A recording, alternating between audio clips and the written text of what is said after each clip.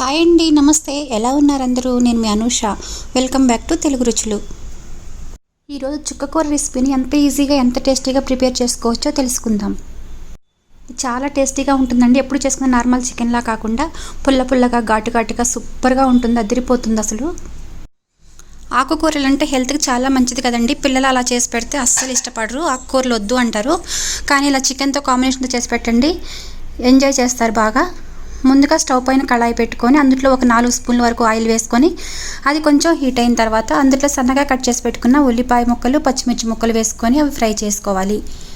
అది కొంచెం ఫ్రై అయిపోయిన తర్వాత 2 స్పూన్ల వరకు అల్లం వెల్లుల్లి పేస్ట్ వేసుకోవాలి. ఇందులో కొంచెం స్పైసెస్ ఎక్కువగా యాడ్ చేసుకోవాలండి, ఎందుకంటే చుక్కకూర పుల్లగా ఉంటుంది కదా, అందుకోసం అని చెప్పేసి కొంచెం ఎక్కువగా యాడ్ చేసుకోవాలి. ఆ తర్వాత అందులోకి కొంచెం చిటికెడు అంత పసుపు వేసుకోవాలి. ఇదంతా బాగా మిక్స్ చేసుకొని ముందుగా వాష్ చేసి పెట్టుకున్న చికెన్ వేసుకోవాలి. ఇక్కడ నేను 200 గ్రామ్స్ వరకు తీసుకున్నాను. ఆ తర్వాత అందులో ఒక 2 స్పూన్ల వరకు గల్లులుప్పు వేసుకోవాలండి, మీరు సాల్ట్ అయినా వేసుకోవచ్చు. ఆ తర్వాత 2 స్పూన్లు వచ్చేసి కారం వేసుకోవాలి. ఇదంతా బాగా మిక్స్ చేసుకోవాలి.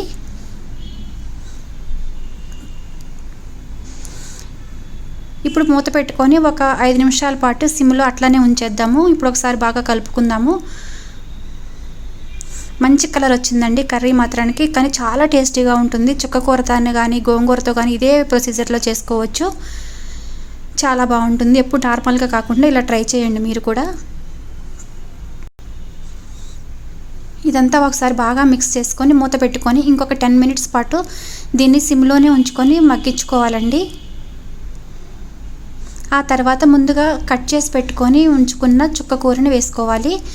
దీన్ని తొందరగానే మగ్గిపోతుందండి, అందుకని చికెన్ బాగా బాయిల్ అయిపోయిన తర్వాతే, చికెన్ ఉడికిన తర్వాతే చుక్కకూర వేసుకోవాలండి. ఎందుకంటే పులుపు తగిలితే, చుక్కకూర పులుపు తగిలితే చికెన్ ముక్క ఉడకదండి. అందుకని చికెన్ ముక్క ఉడికిన తర్వాతే మనం చుక్కకూర వేసుకోవాలి.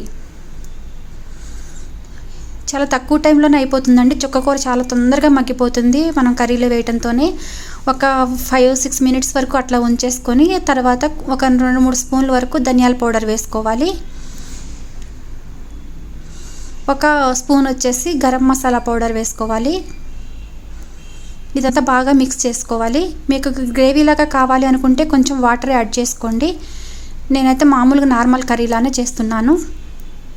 కొంచెం వాటర్ యాడ్ చేసుకుంటే గ్రేవీ కూడా వస్తుంది. మనకి చపాతీల్లో కానీ రైస్లో కానీ అద్దరిపోతుందండి టేస్ట్ అయితే. ఇదంతా బాగా మిక్స్ చేసుకొని ఇప్పుడు నేను సర్వింగ్ బౌల్లో తీసి చూపిస్తాను.